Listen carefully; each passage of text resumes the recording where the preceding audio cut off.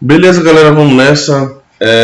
Hoje a gente vai falar um pouco sobre células, mas antes da gente iniciar, primeiramente eu quero dizer para vocês que eu estou muito feliz de estar retornando e que a gente possa debater o conteúdo de maneira mais bacana, que vocês consigam entender o conteúdo, né? Vocês podem revisitar essa nossa videoaula quantas vezes vocês quiserem. O link vai estar disponível para vocês no YouTube, beleza? E, galera, agora, sem mais papo furado, primeiramente, antes de começar também, me desculpem, quero dizer que essa semana foi Dia do Estudante. Eu espero que vocês estejam assim, predispostos a entender as coisas como estão hoje, né? Então a gente sabe que a pandemia veio para acabar com muita coisa, veio para a gente entender um pouco da natureza humana, né? E o estudante, ele é a alma disso, aquele que estuda, aquele que tenta compreender o mundo a partir da ciência, a partir do desenvolvimento da linguagem, das matemáticas, e assim vai, beleza? Então, parabéns a todos os estudantes, parabéns a vocês.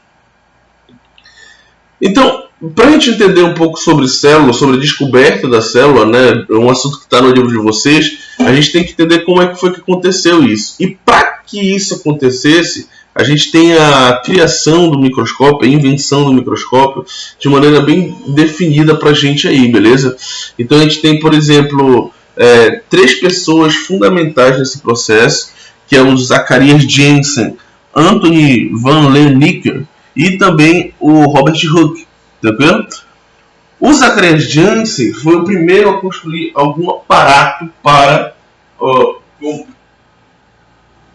chamado de microscópio, tá? E esse aparato chamado de microscópio, ele era feito apenas por uma lente.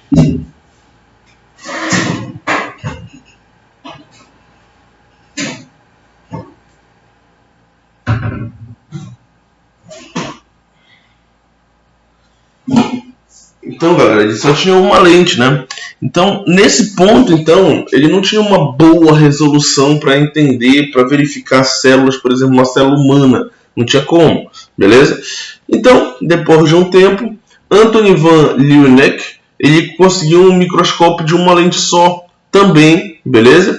E que começou a melhorar, porque olha só, esse era o microscópio de Zacharias Janssen, ó. Ele tinha uma lente, mas a lente de baixa resolução, ele não conseguia ver muita coisa.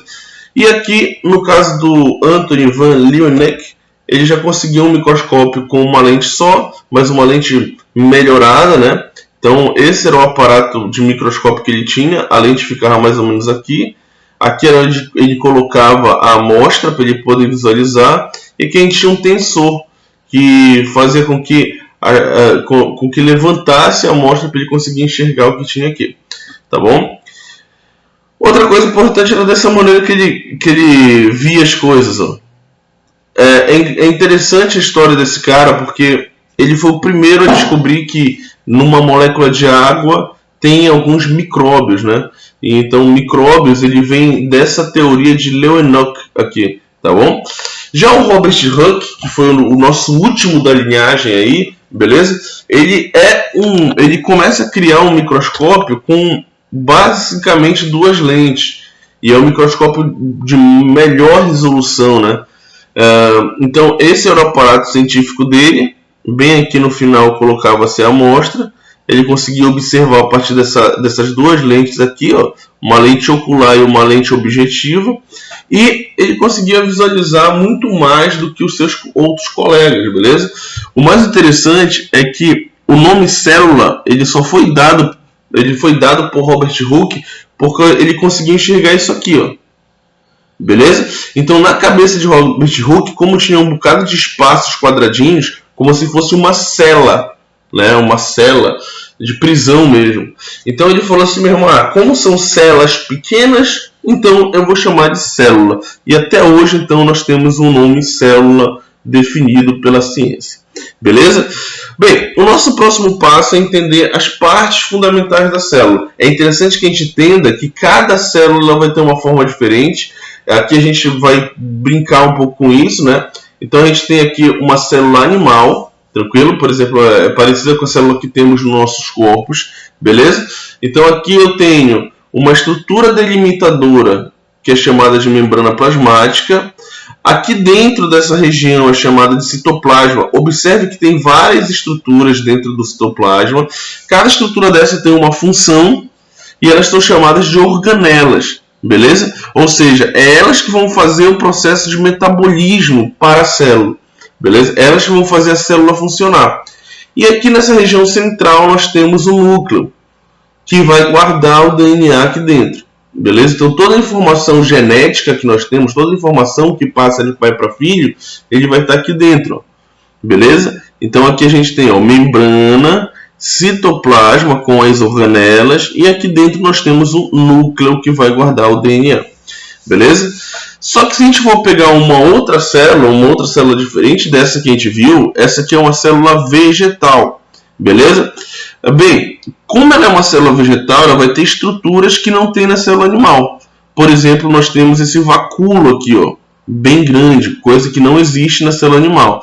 E também essas organelas chamadas de cloroplasto, beleza? Que vai fazer o processo de fotossíntese e não tem na célula animal.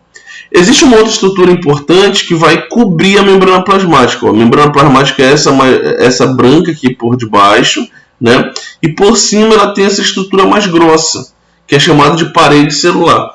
Então aí tu já viu 3 estruturas que tem na célula vegetal e não tem na célula animal. Observe que ela também tem núcleo, beleza? Vamos nessa.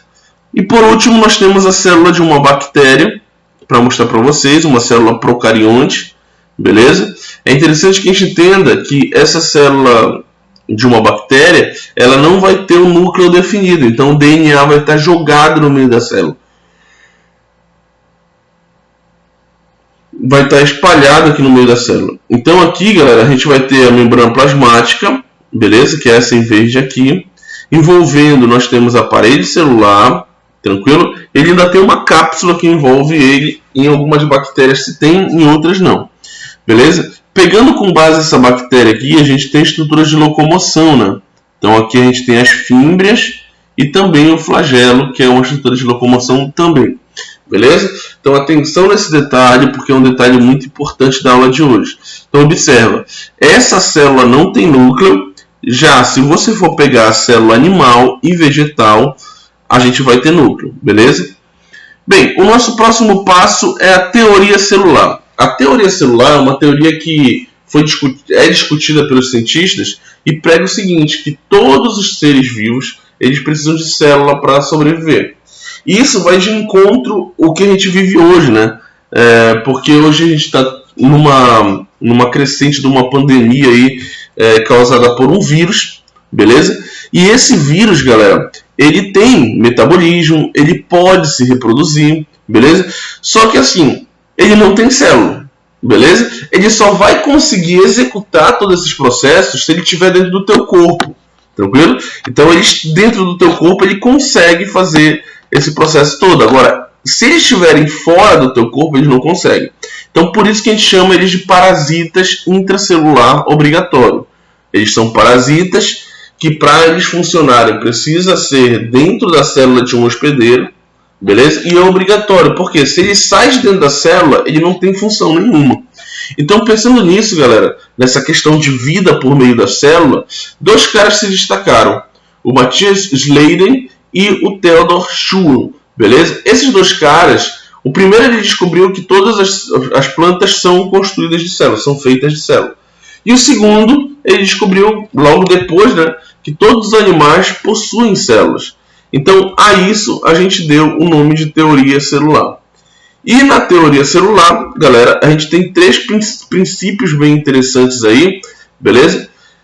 E esses princípios têm tudo a ver com a unidade celular que nós temos, beleza? Olha só, como eu já falei para vocês, todos os seres vivos são formados por células e essas células são a unidade morfofisiológica. O que é a unidade morfofisiológica? É simples, galera. Morfo vem de morfologia, vem de forma do corpo. Fisiológica vem de fisiologia, vem de função. Então, nesse caso, eu tenho que a célula é a unidade que gera forma e que também gera função dos organismos vivos. Beleza?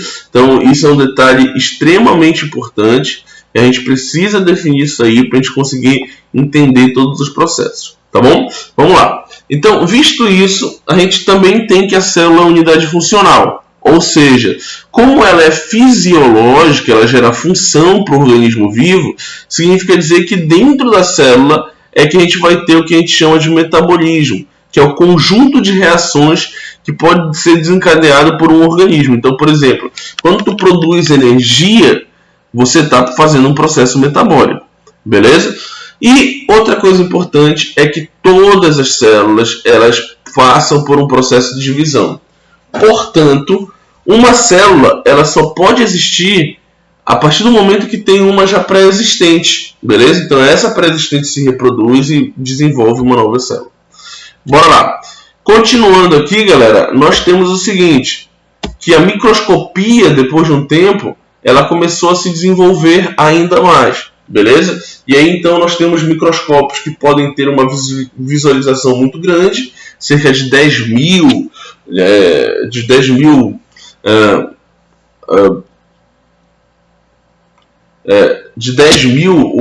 o valor do que se enxerga normalmente. Então, assim, os microscópios começaram a se desenvolver de maneira muito maior. E aqui eu tenho um microscópio chamado de microscópio óptico, né? Então aqui eu tenho a lente ocular, que é a primeira parte do microscópio, que é onde você coloca o olho, né? Aqui eu tenho as lentes objetivas, cada uma tem uma quantidade de potência diferente, beleza? Aqui eu tenho a bancada, ou a plataforma do microscópio, onde se coloca as lâminas, né? E as lâminas elas vão ser colocadas aqui com corante, geralmente, beleza? E aí, para a gente conseguir enxergar o que tem dentro desse processo, com as células que tem dentro desse processo. A luminária, que lógico, só vai conseguir enxergar se tiver um foco de luz. E aqui a gente tem uma roda de foco, o maxi e o mini, beleza? A base do microscópio, né? E o braço, que é por onde a gente carrega o microscópio. Então esse é o microscópio óptico, beleza? E a gente vai entender que para que a gente consiga trabalhar com o microscópio, a gente precisa entender sobre os materiais que você vai precisar trabalhar. Então, nesse caso, a gente tem o corante, geralmente a gente coloca em conta-gotas, beleza? O álcool 70, e aqui eu tenho uma madeira com um alfinete aqui, ó. Para que é isso? Para tirar raspagem de algum lugar, geralmente da boca, tranquilo? Geralmente a gente utiliza um lápis também para notar o que a gente consegue observar no microscópio ou desenhar, beleza? E aí a gente tem então aqui a lâmina, que é a parte mais importante, tranquilo? Então dentro da lâmina é que vai a amostra que eu quero analisar, beleza? Então coloca-se a lâmina, coloca a amostra, em cima da amostra coloca essa estrutura chamada de lamínula aqui, ó, beleza? Lógico, só vai colocar a lâmina depois que tu usar o conta-gotas com o corante, para que você consiga visualizar de maneira mais fácil, mais prática, beleza? E aí, galera, a gente chega na microscopia eletrônica. Esse complexo aqui, ó, é a microscopia eletrônica. Só que diferente do que acontecia com o microscópio óptico, galera, aqui a gente vai ter a dissolução, a amostra voltada diretamente para o computador, né? Então uma tecnologia maior. Essa é a imagem de uma microscopia eletrônica de varredura, beleza? Esse cara aí, para quem não sabe, é uma parte de uma formiga, beleza? E para tu ver como é que fica bem definido aí então todo esse processo. Vamos nessa. Então continuando, falamos do microscópio e para finalizar nós temos os tipos de célula, né? Nós temos os eucariontes, que são aqueles que apresentam núcleo, beleza? Existem dois tipos de eucarionte, galera. Aqueles que são eucariontes animais e aqueles que são eucariontes vegetais. Então nós temos diferentes entre célula animal e célula vegetal, beleza? Então olha aí, ó. A gente vai ter organelas no citoplasma bem definidas e tudo mais, membranosas e não. E aqui no procarionte, galera, a gente não tem núcleo. O DNA ele fica todo espalhado, como eu já falei para vocês. Então, já que ele fica todo espalhado, a gente não tem tantas organelas assim. A única organela que fica é justamente o ribossomo, beleza? Então, atenção nesse detalhe que é importante pra caramba também. Então, lembre, procarionte não tem núcleo, não tem organelas membranosas beleza? Então, nesse caso, a única organela é o ribossomo, tá bom? Vamos nessa. Então, para a gente finalizar aqui nossa aula, galera, rapidamente, né? Deixa eu só sair dessa página aqui que eu quero mostrar uma coisa interessante para vocês. Porque a gente está falando de célula e essa aqui é a estrutura celular, ó. Beleza? Aqui dentro a gente tem o núcleo, beleza? Aqui a gente tem o ribossomo, o retículo endoplasmático próximo do núcleo, os centríolos aqui, ó, lisossomo e complexo de Golgi, e assim vai, galera. Então, se você quiser navegar por esse site aí, vou deixar lá na descrição, você viaja aí, porque é muito interessante a gente entender sobre o que a gente... sobre a célula que faz parte do nosso corpo. E aqui, galera, nós temos uma outra brincadeira, né? Que é o microscópio virtual. Vou te mostrar basicamente como é que ele funciona, né? Aqui eu tenho a lâmina já definida. Tá vendo esse espaço bem aqui, olha? É onde eu preciso colocar minha lâmina. Mas lógico, primeiramente eu preciso ligar o meu microscópio. Beleza? Já coloquei aqui a luz no 10. Vou ajustar o meu ponto fino. Beleza?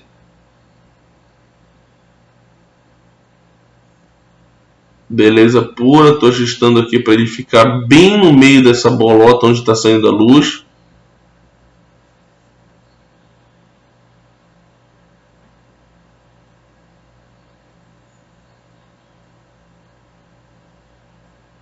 Opa, tá quase lá. Beleza. Vou deixar aqui na minha mínima, tá? A gente sempre começa com a mínima para depois a gente ir mudando de lente. O próximo passo é ajustar o foco. Beleza, ajustei o foco aqui. E aí, agora a gente vai verificar o foco máximo. Ó, tu viu? Já apareceu. Beleza, tá aqui, ó. Agora eu vou ajustar o fino para aparecer bem mais.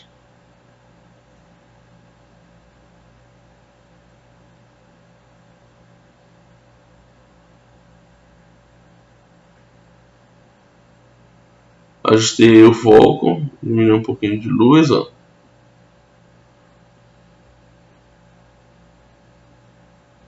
Já passei.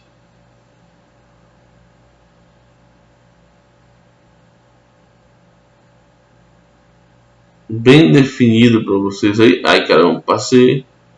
Vou mudar de lente aqui. Vou colocar na 10. Olha aí, ó. Visualizando então as células aí, tá bom? Vou colocar na 40 agora. Olha que coisa bacana. As células em divisão. Beleza? Agora eu vou colocar na 1000. Olha que coisa legal. As células definidas aí para vocês, né? No processo de divisão. Então, galera, é isso que eu queria mostrar para vocês. Eu vou ficando por aqui. Valeu, um grande abraço para vocês e até a próxima. Fui!